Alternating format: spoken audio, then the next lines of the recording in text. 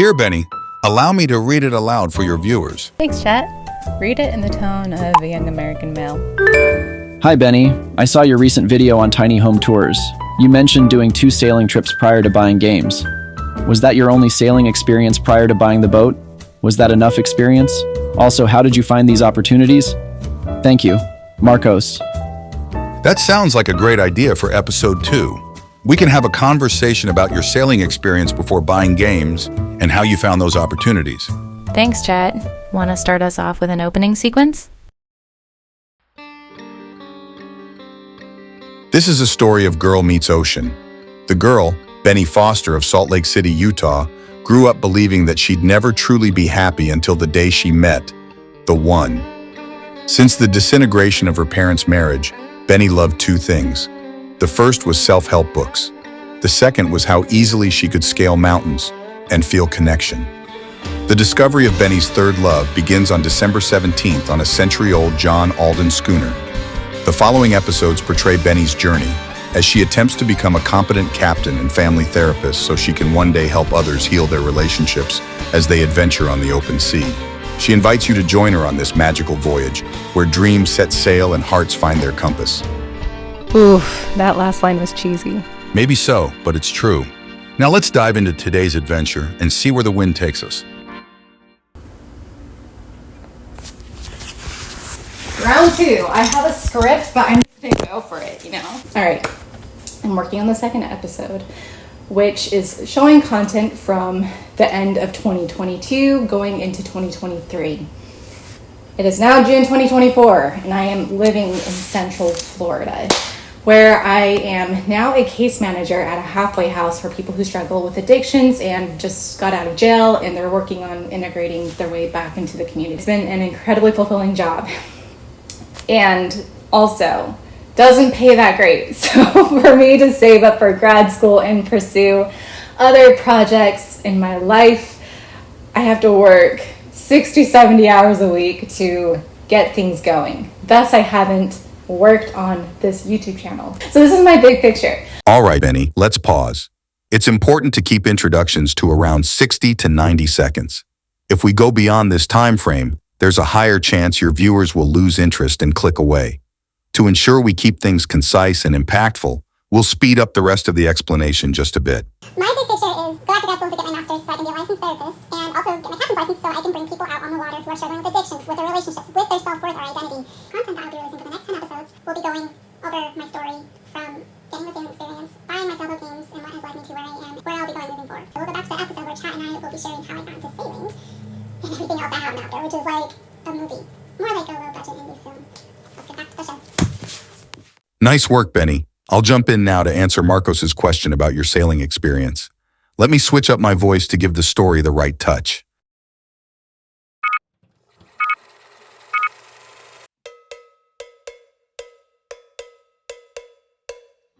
Once upon a time, in a quaint Utah village, there lived a young girl who dreamt of leaving the desert to sail the vast, open seas. Burdened with the cultural expectation to multiply and replenish the earth, Benny longed for adventure far beyond the confines of her small world. Benny ran away from home. She journeyed to Argentina, where whispers of Sir Ernest Shackleton's Imperial Trans-Antarctic expedition stirred her adventurous spirit. Determined to join, she cleverly disguised herself and stowed away aboard the Endurance. She became an integral part of the team, her love for animals evident as she cared for the ship's beloved cat, Mrs. Chippy. But when the Endurance was trapped and crushed by ice, survival became the priority. In the harsh Antarctic environment, Benny faced unimaginable hardships, including the heart-wrenching decision to eat Mrs. Chippy, the sled dogs, and even penguins to stave off starvation. What in the world, Chat? That never happened.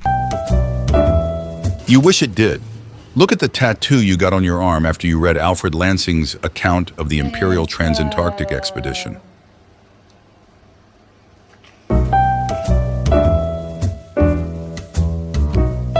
Oh my. Okay, let me tell them how I actually got into sailing. Sounds good, Benny. Before you dive into how you got into sailing, let me give your audience a quick overview. When Benny was living and traveling in an ambulance, she was intrigued by alternative lifestyles and came across a podcast featuring Dylan Magister, a YouTuber who transitioned from van life to sailing with minimal experience. Dylan's story made me realize that I could probably figure out sailing on the go if I really wanted to. If he could do it, maybe I could take a shot at it too. Inspired by Dylan, Benny decided to take the plunge after leaving wilderness therapy. She joined a Facebook group for sailing hitchhikers and connected with a young UK couple working on a century-old wooden sailboat.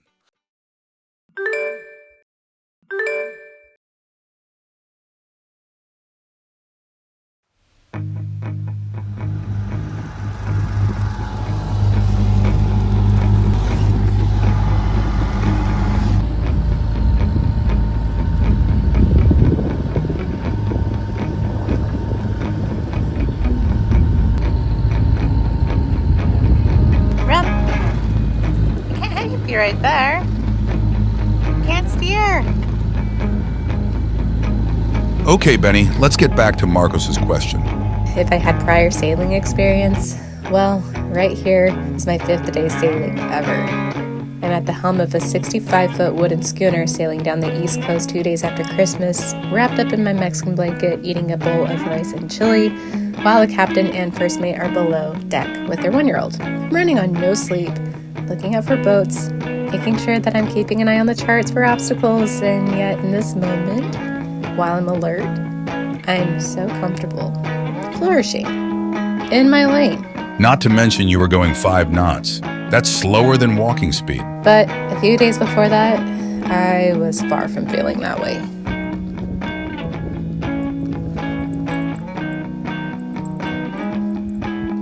Hello!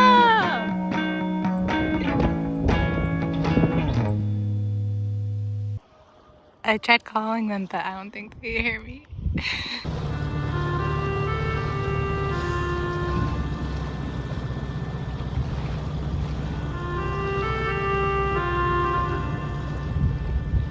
Are you thirsty? Do you want some water?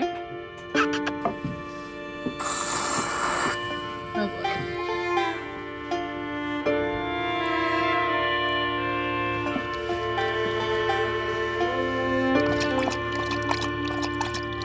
This was your first time on a sailboat ever.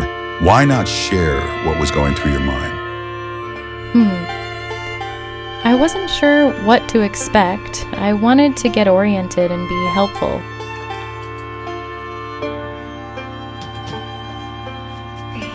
The couple was young with a baby and had moved to a new country after buying a classic yacht, sight unseen. They'd been working on her daily for a year, I think, for hours on end. They repaired their boat from the keel up.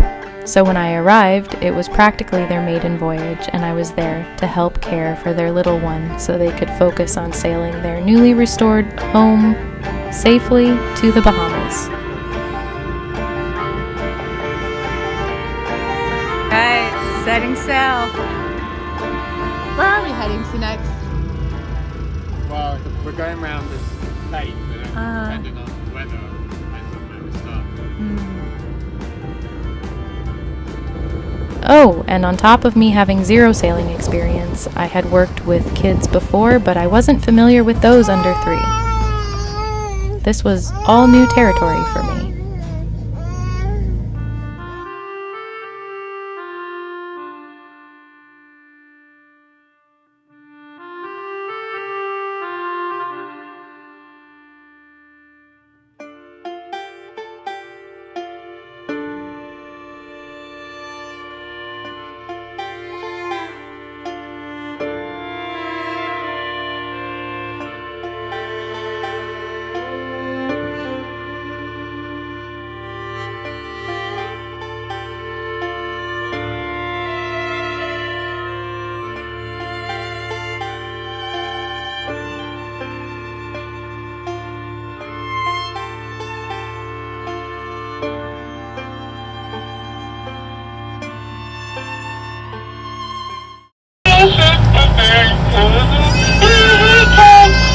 So was it everything you ever dreamed of and more?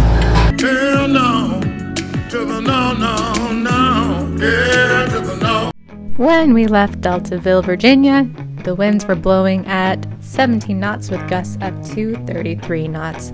Therefore, it was a very rolly ride because the Chesapeake Bay is shallow and there's a lot of boat traffic. The rocking and rolling can make you feel pretty green, especially when the waves are rough and the boat's moving fast.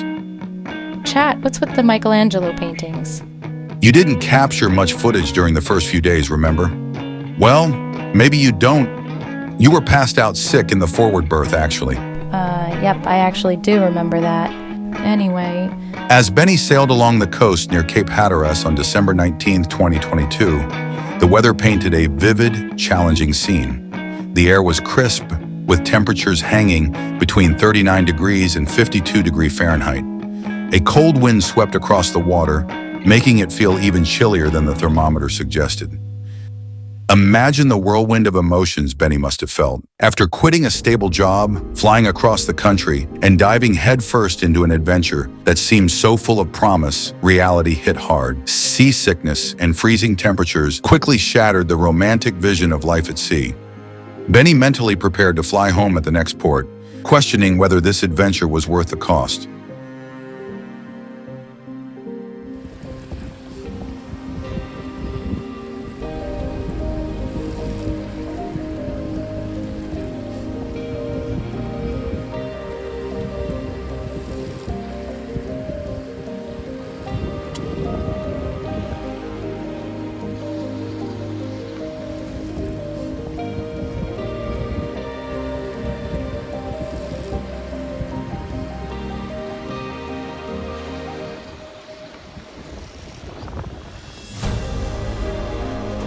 the morning after my first night watch, Alex took over the helm and casually mentioned that if we headed east, we'd eventually reach England.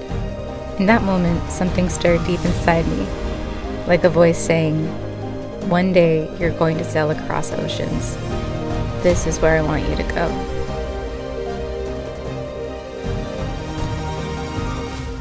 The seasickness faded and I felt something ignite within me.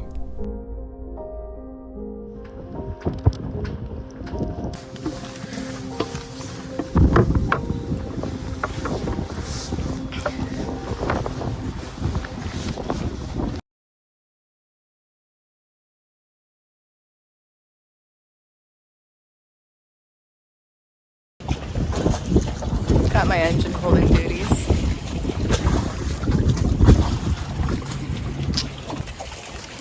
We made it to Beaufort. This is Alex. Just trying to figure out what to do with groceries while we're here waiting out a storm, but yeah, for now we've got the dinghy. So I got my sea legs. It took a few days, but once I figured that I was more useful above deck steering the helm rather than trying to soothe a terrified 1-year-old, I was actually enjoying myself. But now that our lines were tied off at the marina, it was time for me to be a good little crew member and take care of the boat below deck. Remember, any issues, call me. Okay. Right? Anything, any noises, it's yours for now. Were my coils okay? You're alright.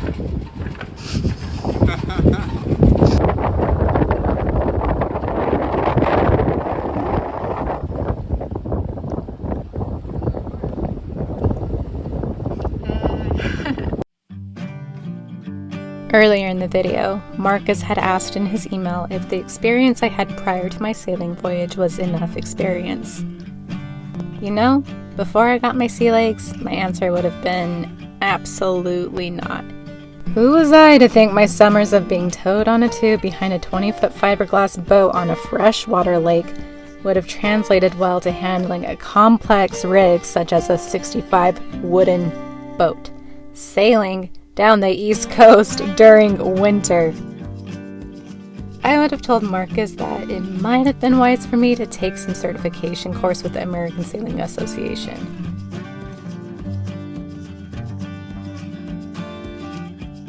On top of that, I didn't even know the terminology. If you had asked me to untie the line over there, I would have asked, "What, the rope?"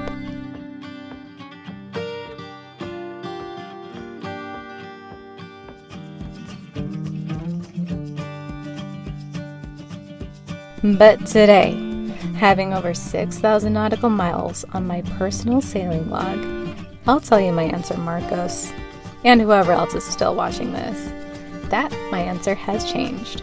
I honestly think the amount of experience you need depends on the captain you're crewing for.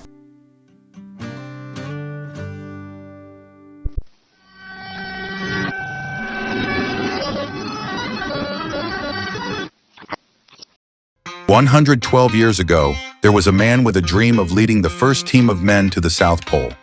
The man's name was Sir Ernest Shackleton, who is now known as one of the greatest leaders of all time.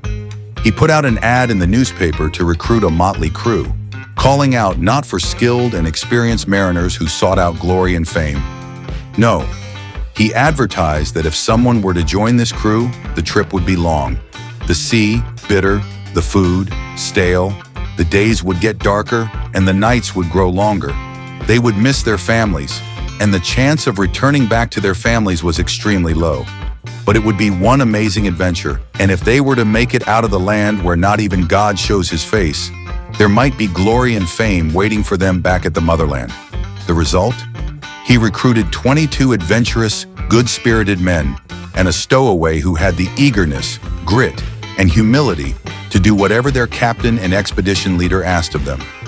Their ship sank, and they floated around on a chunk of ice for a couple of years, lived off of penguins and sea lions and their sled dogs, and ate their cat, Mrs. Chippy. You see, Shackleton didn't care if they had experience navigating through the harshest conditions on Earth. What he needed was the right kind of people, those who could handle adversity, trust each other, and most importantly, trust their leader. So Marcos, to answer your question, I believe experience isn't just about knowing how to pull the right line, or mastering the points of sail. It's about your willingness to adapt, your grit, and your ability to work well within a crew. When I was on that old wooden schooner, I didn't need a certification. I needed the determination to get through it, learn quickly, and contribute even when I was way out of my depth. That being said, would it have hurt to have a few more skills? Probably not. And if you're looking to build some confidence before your first big sailing adventure, there's no shame in taking a course or learning the basics. But sometimes the best teacher is the ocean itself. And the real question is, are you ready to answer when it calls? So Marcos, I guess it depends on what kind of adventure you're looking for.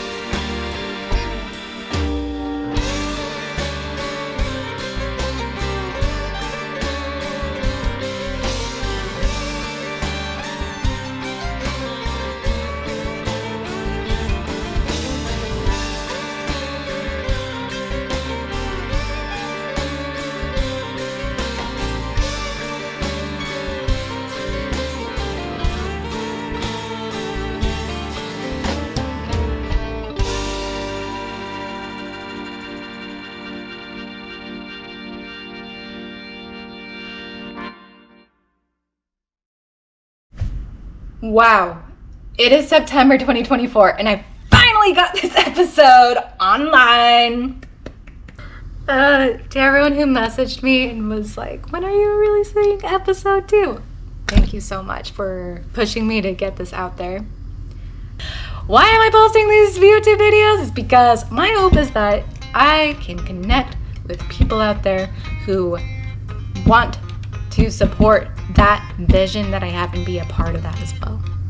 I'll have a Patreon if you want to do a monthly subscription, and then PayPal or Venmo if you just want to leave like a tip for the video. Please subscribe, like, and leave a good comment below. Thank you all for watching, and see you next time.